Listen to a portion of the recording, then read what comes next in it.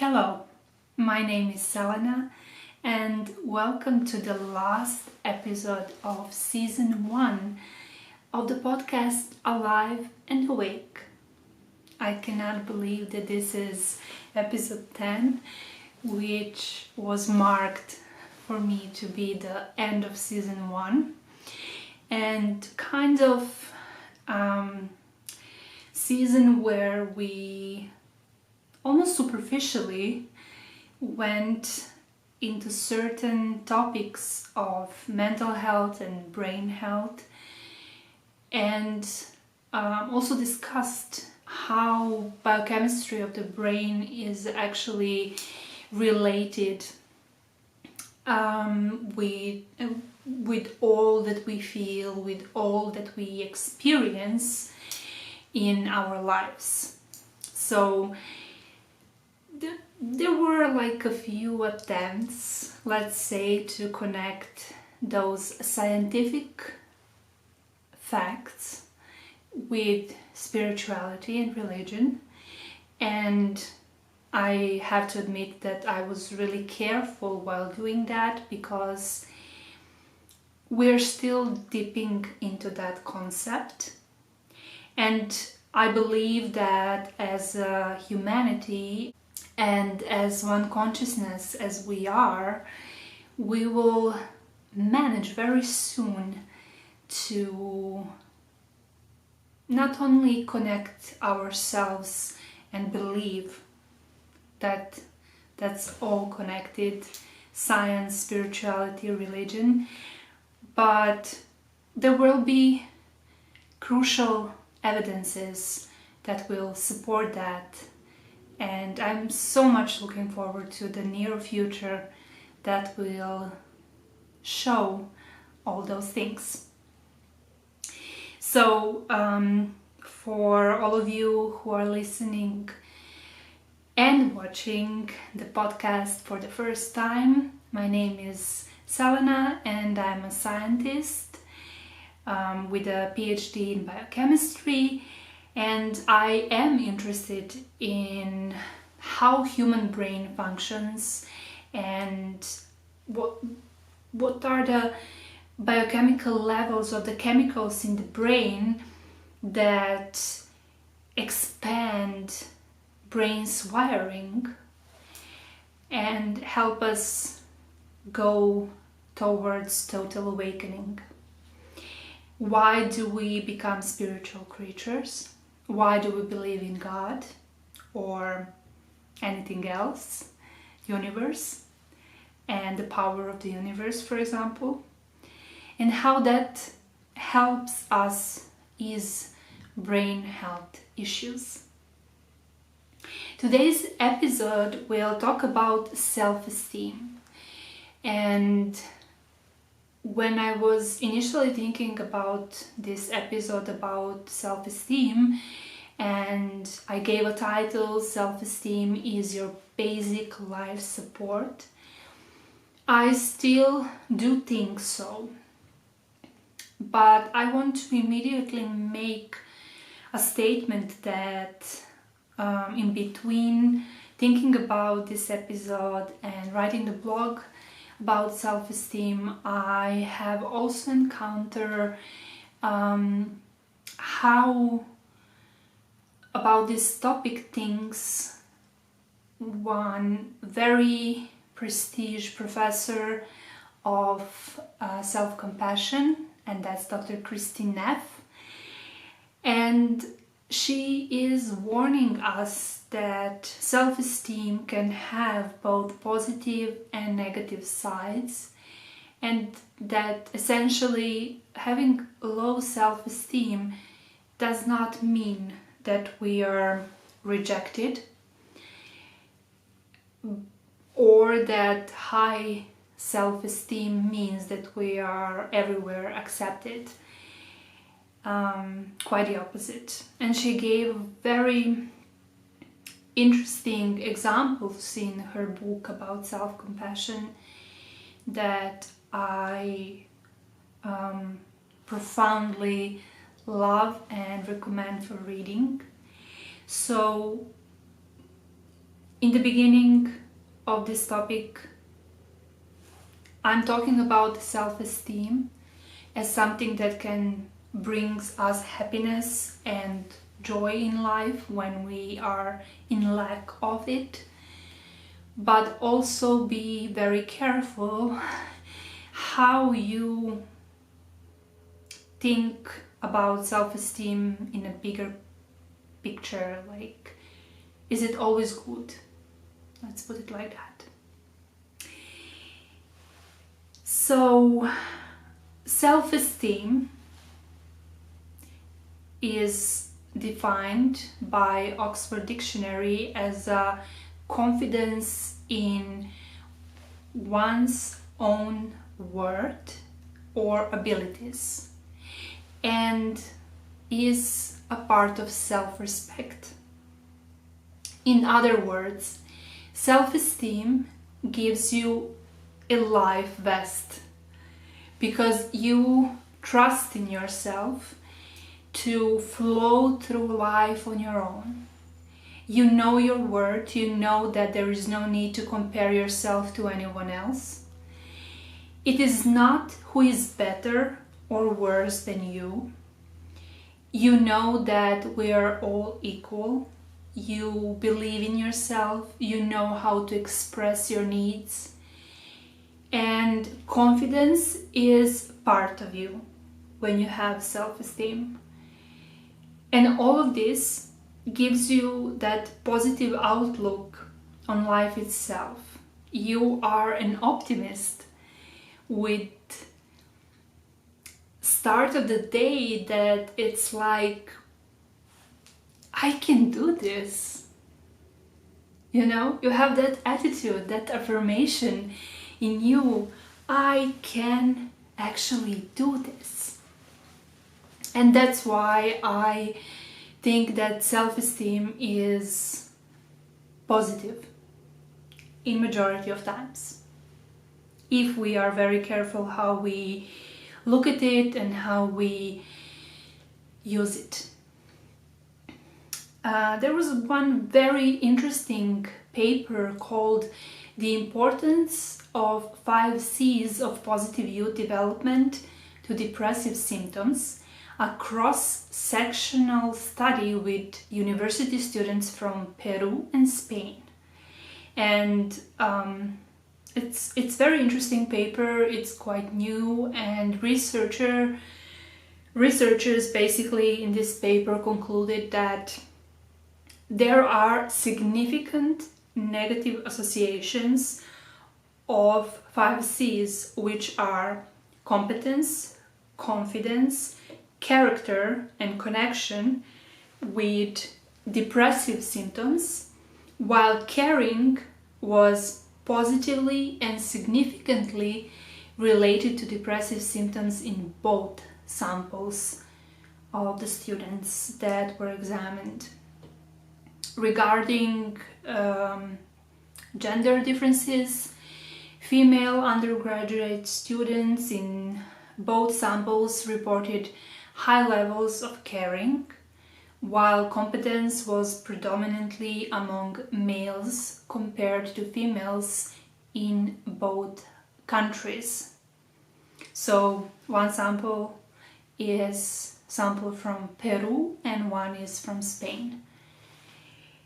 Likewise, higher scores in competence and confidence were registered among Peruvian male undergraduates compared to Spanish students, while caring and character were more prevalent in Spanish female undergraduates compared to Peruvian students.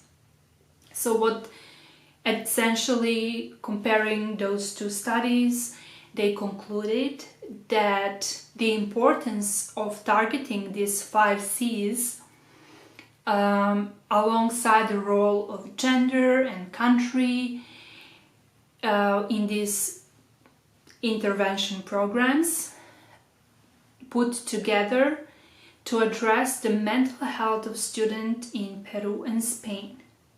So that was their conclusion, these 5 C's are super important. And again, I want to repeat, what are the 5 C's? Competence, character, confidence, connection, and caring. Confidence itself reflects a positive sense of self-worth, a mastery, a future positive identity, and self-efficacy. Competence is a view of one's capabilities with respect to a given domain or vocation, and character indicates respect for rules, for morality, integrity. I guess caring is pretty much what we all think that it is, and that's the ability to feel sympathy and empathy towards others.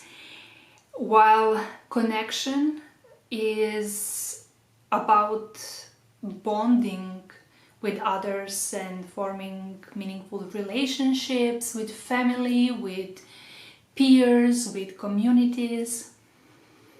And I was reading this study and thinking how it would be so amazing having all 5 C's working perfectly in you. I don't know, I mean, probably there are individuals that do have all 5 C's very active, right, in their life, but most of us have some of them more active in one part of life than in the other. But imagine if you have all of them working together at the same time. How amazing that is. Like, your brain would be perfect. All hormones would be balanced, life would be amazing. It's just like blow minding. But on the other side, when you do not feel as competent or as confident as you should to live everyday life, how is that? You start to dislike yourself as a person, and it is difficult for you to make decisions because you feel unable to try new or harder things. And suddenly you do not know what is your true goal and if you can achieve it. It's really hard. You do not believe that you essentially deserve happiness. Low self-esteem is not necessarily like a mental health problem. However, mental health and self-esteem are closely connected. If you have prolonged time feeling of low self-esteem, that would influence your brain health and vice versa. Even symptoms for both low self-esteem and some mental health issues can be the same, like feeling hopeless, worthless, not loving yourself, feeling guilt, feeling shame. I mean, especially when not being able to perform things that once you just normally could. Getting out of bed is impossible some days. So having a mental health issue could also cause you to have low self-esteem as well as the other way around. And it might feel a lot harder to deal or work on to improve your self-esteem if you struggle also with your mental health. So if you have a mental health problem, it is sometimes almost unimaginable to work on your self-esteem. It's that hard.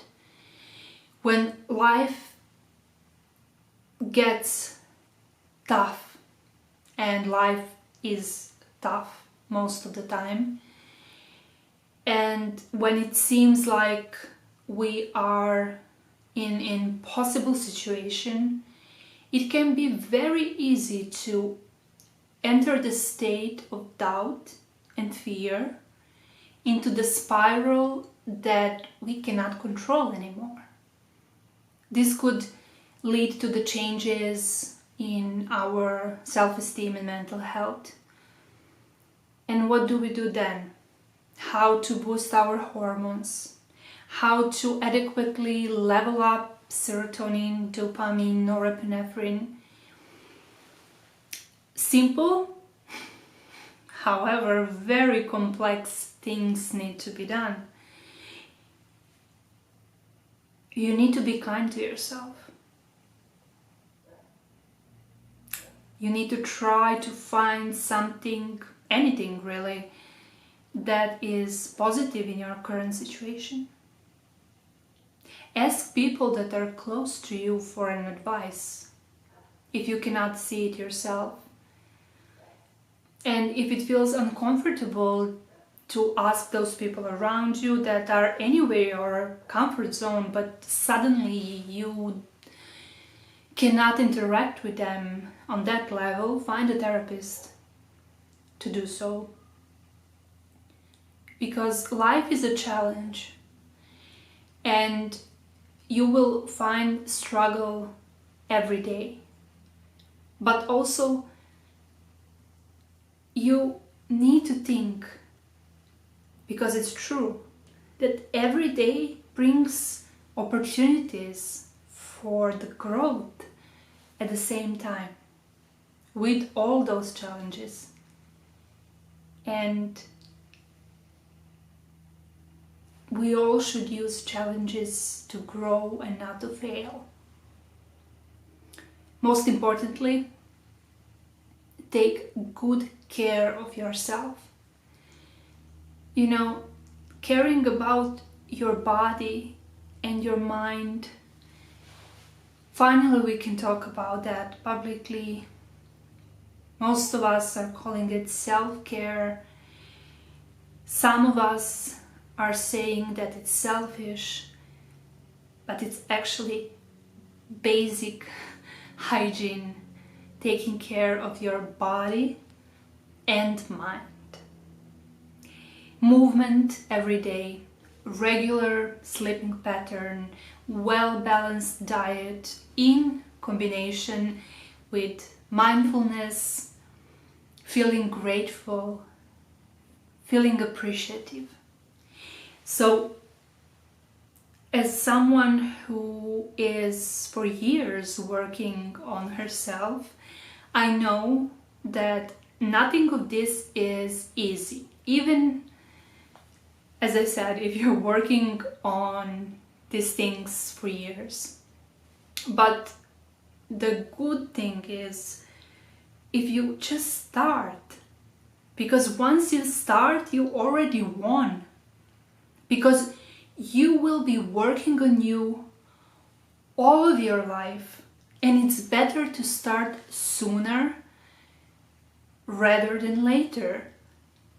You will see improvement in the quality of your life, your physical and mental health very soon, sooner than you think. For the end, as I'm implementing in the last few episodes, I like to use some quotes and just give you them, and you can use them actually as affirmations for every day. First is from Paulo Coelho. When you say yes to others, make sure you are not saying no to yourself. This is a major one. I'm still struggling with this. Okay, so the next one is from Maya Angelou. You alone are enough. You have nothing to prove to anybody. Yes. And the last one that I will give you is from Louis L'Amour. I am somebody. I am me. I like being me. And I need nobody to make me somebody. This is amazing one. This you can like even separate into pieces and like use every day one part of it as affirmation. It's amazing. So, my loves, look in the mirror, and when you see your face, say, it is pretty. Say yourself, I love you. And no matter how fake it sounds in the beginning, because I bet it will sound very fake to say those things to yourself, but continue, don't stop. It will get easier over time, less fake at least. And make it a permanent decision to love your soul, to love your body, to not let anybody shame you for your body or your mind. Absolutely nobody can do that. And you should not let anybody to do that. You are alive. You have privilege to be one day older. You have opportunity to be consciousness, to be maybe the only part of the universe that has consciousness. And you get to be that together with billions of other people. And whatever you are going through, I say this with all the love, you're not the only one. Absolutely not. Somewhere, someone has the same problem, is suffering in the similar way as you do.